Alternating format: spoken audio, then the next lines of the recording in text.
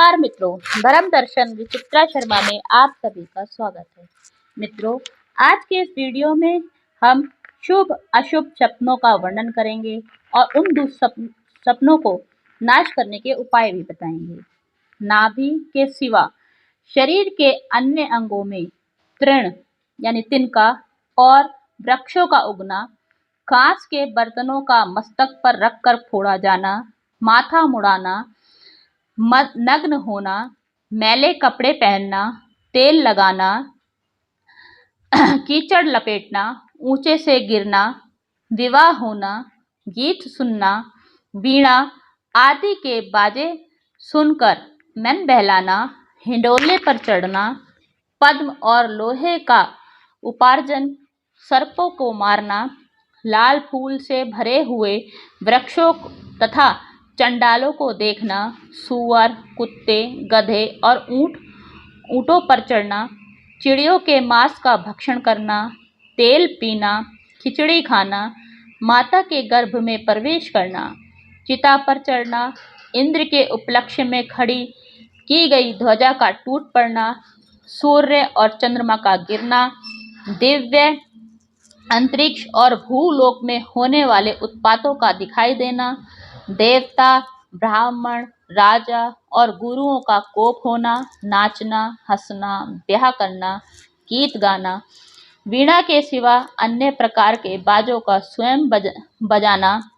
नदी में डूबकर नीचे गिर जाना, गोबर, कीचड़ तथा स्याही मिलाए हुए जल से स्नान करना, कुमारी कन्याओं का आलिंगन, पुरुषों का एक दूसरे के साथ मैथुन, अपने अंगों की हानि, वमन और विरेचन करना, दक्षिण दिशा की ओर जाना, रोग से पीड़ित होना, फलों की हानि, धातुओं का वेधन, घरों का गिरना, घरों में झाड़ू देना, पिशाचों, राक्षसों, वानरों और चंडालों आदि के साथ खेलना, शत्रु से अपमानित होना, उसकी ओर से संकट को प्राप्त होना, गेरुआ वस्त्र धारण करना, गेरुए वस्त्रों से खेलना, तेल पीना या उसमें नहाना, लाल फूलों की माला पहनना और लाल ही चंदन लगाना। ये सब बुरे स्वप्न हैं। इन्हें दूसरों पर प्रकट ना करना अच्छा है। ऐसे स्वप्न देखकर फिर से सो जाना चाहिए। इसी प्रकार स्वप्न दोष की शांति के लिए स्नान, ब्राह्मणों का पूजन, तिलों का हवन, ब्रह्मा, विष्णु, शिव और सूर्य के गणों की पूजा, स्तुति का पाठ और पुरुष सूक्त आदि का जप करना उचित है। रात के पहले पहर में देखे हुए स्वप्न 1 वर्ष तक फल देने वाले होते हैं। दूसरे पहर के स्वप्न 6 महीने में और तीसरे पहर के 3 महीने में, चौथे पहर के 15 दिनों में तथा अरुणोदय की वेला में देखे हुए स्वप्न 10 ही दिनों में अपना फल प्रकट करते हैं। यदि एक ही रात में शुभ और अशुभ दोनों ही प्रकार के स्वप्न दिखाई पड़ें तो उनमें जिसका पीछे दर्शन होता है उसी का फल बतलाना चाहिए। अतः शुभ स्वप्न देखने के पश्चात सोना अच्छा नहीं माना जाता है। स्वप्न में पर्वत, महल, हाथी, घोड़े और बैल पर चढ़ना हितकर होता है। परशुराम यदि पृथ्वी पर या आकाश में सफेद फूलों से भरे हुए वृक्षों का दर्शन हो, अपनी नाभि से वृक्ष या तिनका उत्पन्न हो, अपनी भुजाएं और मस्तक अधिक दिखाई दें, सिर के बाल पक जाएं, तो उसका फल उत्तम होता है।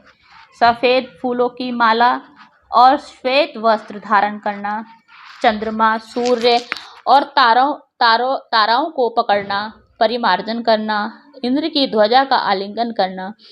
ध्वजा को ऊंचे उठाना, पृथ्वी पर पड़ती हुई जल की धारा को अपने ऊपर रोकना, शत्रुओं की बुरी दशा देखना, वाद विवाद, जुआ तथा संग्राम में अपनी विजय देखना, खीर खाना, रक्त का देखना, खून से नहाना, सुरा, मद्य या दूध पीना, अस्त्रों से घायल होकर धरती पर छटपटाना, आकाश का स्वच्छ होना तथा गाय भैंस सिहनी हथनी और घोड़ी को मुंह से धोना, ये सब उत्तम स्वप्न हैं। देवता, ब्राह्मण और गुरुओं की प्रसन्नता, गौओं के सींग और चंद्रमा से गिरे हुए जल के द्वारा अपना अभिषेक होना, ये स्वप्न राज्य प्रदान करने वाले हैं, ऐसा समझना चाहिए। अपना राज्याभिषेक होना, अपने मस्तक का काटा जाना, मरना, आग में पड़ना, ग्रह आदि में लगी हुई आग के भीतर जलना, राज चिन्हों का प्राप्त होना, अपने हाथ से वीणा बजाना, ऐसे स्वप्न भी उत्तम एवं राज्य प्रदान करने वाले हैं। जो स्वप्न के अंतिम भाग में राजा, हाथी, घोड़ा, सुवर्ण, बैल तथा गाय को देखता है, उसका कुटुंब बढ़ता है। बैल, हाथी, महल की छत, पर्वत शिखर तथा वृक्ष पर चढ़ना, रोना, शरीर में घी या विष्ठा का लग जाना तथा अगम्य स्त्री के साथ समागम करना, ये सब स्वप्न शुभ माने जाते हैं। धन्यवाद मित्रों। इस प्रकार हमने आपको पुराणों में कहे गए स्वप्न विचार के बारे में बताया है। यदि आपको हमारा वीडियो अच्छा लगा हो तो इसे लाइक शेयर करें, हमारे चैनल को सब्सक्राइब करें। आप सभी का दिन शुभ हो।